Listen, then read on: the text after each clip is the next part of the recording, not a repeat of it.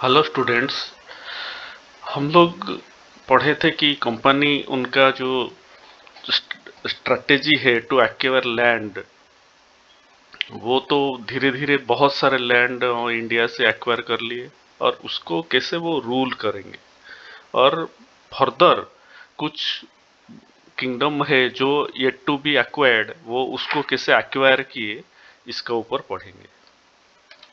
पहले the doctrine of loss. A doctrine of laws.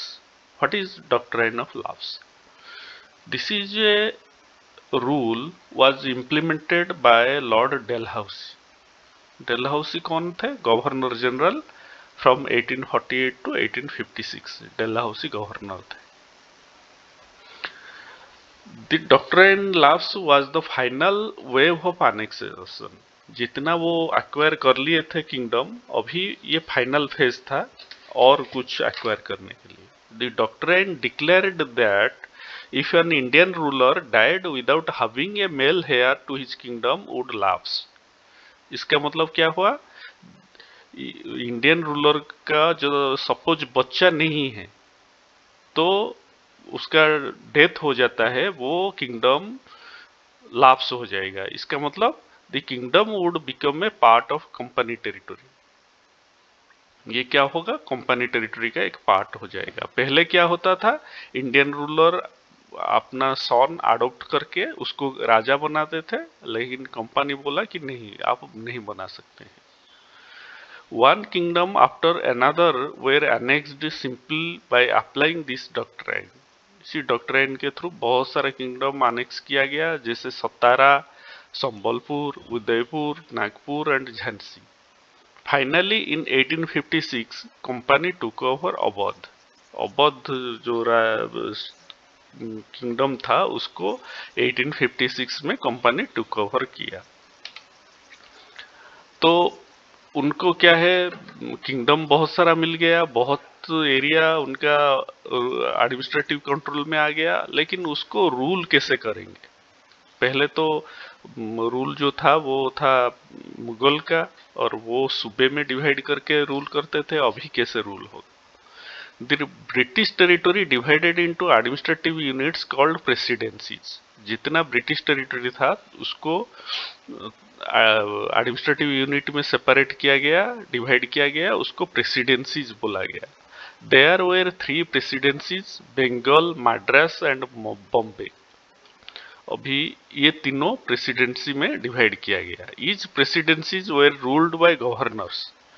Presidency का head कौन रहेगा? गवर्नर रहेगा। The supreme head of the administration was governor general. ये तीनों मिला के जो हेड हो, तीनों गवर्नर के ऊपर जो होगा उनको गवर्नर जनरल वो बोला जाएगा।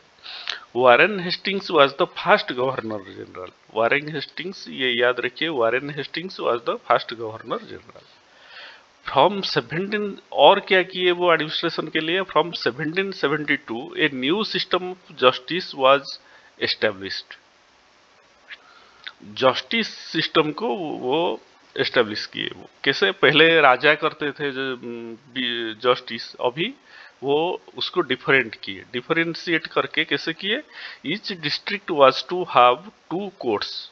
वो प्रेसिडेंसी को भी छोटा छोटा एरिया में डिवाइड किए थे, उसको डिस्ट्रिक्ट बोलते थे, और हर डिस्ट्रिक्ट में 2 कोर्ट्स रहेगा, एक criminal court and civil court. और क्रिमिनल कोर्ट कर दिया और सिविल कोर्ट। क्रिमिनल कोर्ट में कहाँ क्या होगा? फौजदारी मामला डिसाइड होगा, जहां मारपीट या कोई मर्डर, ये सब चीज डिसाइड होगा। और सिविल कोर्ट में रेवेन्यू रिलेटेड जितना केस है वो डिसाइड होगा। कोई सपोज पैसा नहीं दिया, कलेक्शन करने के लिए गए, पैसा नहीं दिया और नहीं दे रहा है जानबूझ के, और उसके अगेंस्ट में जो कोर्ट होगा वो सिविल कोर्ट में होगा। Maulvis and Hindu pandits interpreted Indian laws for European district collectors who presided over civil courts. Rule किससे रूल से होगा? वो 2 रूल में इधर कोर्ट में विचार होता था, एक मुस्लिम लॉ और एक हिंदू लॉ। तो ये लॉ तो मालूम नहीं था यूरोपियन लोगों को, वो इसीलिए मुस्लिम लॉ को इंटरप्रेट करते थे maulvis, and Hindu pandits interpreted Indian laws.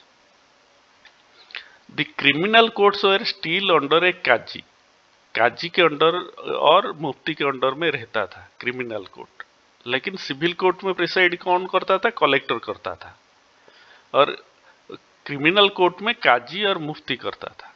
फिर भी वो under the supervision of collector, collector उसको सुपरवाइज करता था, देख रेख करता था collector. In 1775, 11 Pandits were asked to compile a digest of Hindu laws. N.V. Hull had translated the digest into English. English में ट्रांसलेट N.V. Hull had किए थे, और 11 हिंदू पंडित एक डाइजेस्ट बनाए थे Hindu laws. In 1778 a Muslim law was also compiled. ये जो Hindu law और मुस्लिम लॉ अभी भी हमारा देश में इम्प्लीमेंटेड है।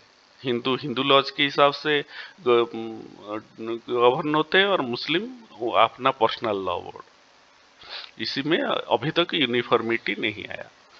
इन 1773 under regulating act a new supreme court was established. 1773 में क्या हुआ? एक सुप्रीम कोर्ट एस्टैब्लिश किया गया, वो सबसे बड़ा कोर्ट होता है। While a court of appeal the सदर निजामत अदालत was also set up at Calcutta. सदर निजामत अदालत ये क्या होता है? जहां कोर्ट में जो डिस्ट्रिक्ट कोर्ट में जो डिसाइड किसी का फेवर में नहीं गया, वो क्या करेगा? वो इधर आके अपील कर सकता है। कहाँ? सदर निजामत अदालत में। और सब लास्ट में सबसे बड़े कोर्ट है सुप्रीम कोर्ट, उधर ही फाइनली डिसाइड होता है। The principal figure in an Indian district was a collector.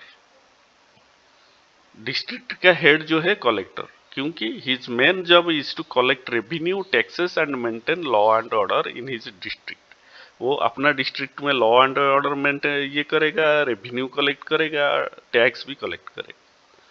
और ये सब वो क्या कैसे इम्प्लीमेंट करेगा? वो हेल्प ऑफ पुलिस और कोर्ट, ये सब का हेल्प लेके वो डिस्ट्रिक्ट को रूल करेगा। His office the collectorate become the new centre of power. इसका जो ऑफिस है कलेक्टरेट, वही centre of power, new centre of power हो गया। तो ये तो गया वो एडमिनिस्ट्रेशन। अभी आर्मी कैसे बनेगा? मुगल वाले अपना आर्मी के लिए ज्यादा स्ट्रेस नहीं देते थे, वो सोचते थे हर वो तो पावरफुल थे, हमको कोई अपोज नहीं कर पाएगा। लेकिन धीरे धीरे क्या है, जैसे बहुत सारा किंगडम डिवाइड हो गया इंडिया, उसी टाइम में क्या हुआ, अवध और बनारस वो क्या किए, जो कृषक हुए उनसे आर्मी के लिए रिक्रूट किए और उनको प्रोफेशनल सोल्जर के हिसाब से रखे, सैलरी देके। ईस्ट इंडिया कंपनी भी वैसा ही किया। वो क्या किया, सोल्जर रिक्रूट स्टार्ट किया वही, और उसका नाम दिया सिपाही, फ्रॉम इंडियन वर्ड सिपाही। इंडिया रे उसको सिपाही बोलते थे हिंदी में, और उसको चेंज करके ब्रिटिशर्स नाम दे दिए सिपाही। In early 19th century soldiers were subjected to European style of recruiting, style of training, drill and discipline. वो क्या किया, और मोर डिसिप्लिन करने के लिए यूरोप में जैसे सोल्जर लोगों को ट्रेनिंग दिया जाता था, इधर भी वैसा ही ट्रेनिंग देना स्टार्ट कर दिए। East India Company transform from a trading company to a territorial colonial power. वो कॉलोनियल पावर हो गया है, साम्राज्यवादी पावर हो गया है। जैसे वो एक्वायर करके उसको रूल करना स्टार्ट कर दिया। The arrival of steam technology also help them by reducing the journey time. वो स्टीम इंजन होने से वो लोगों का जो जर्नी टाइम है इंग्लैंड से इंडिया या चेन्नई से कलकत्ता आने के लिए, वो टाइम रिड्यूस हो गया, और जिसके वजह से वो जल्दी क्विकली कुछ प्रॉब्लम हुआ तो उधर जाके अटेंड कर सकते थे, इसलिए ये बहुत उनको हेल्प किया। By 1857 the company came to exercise direct rule over about 63% of territory and 78% of population of the Indian सब कॉन्टिनेंट।